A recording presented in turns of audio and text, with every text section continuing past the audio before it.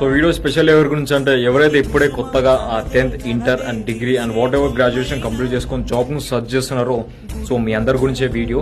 And ముఖ్యంగా కొన్ని villages నుంచి హైదరాబాద్ వచ్చి జాబ్ సర్చ్ చేద్దామని అనుకుంటారు మీ అందరి గురించి. సో ఇప్పుడు మీరు చూస్తున్నారు కదా ఈ క్యూ అనేది, చాలా మంది జాబ్స్ గురించి సర్చ్ చేస్తున్నారు. బయట జాబ్ కాంపిటీషన్ చాలా ఓవర్గా ఉన్నది.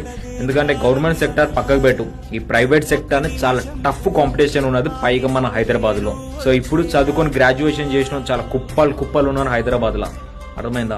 సో ఎవరైతే ఫ్రెష్ గా ఇప్పుడు జాబ్ గురించి సర్చ్ చేస్తున్నారో మీ అందరి గురించి ఈ వీడియో.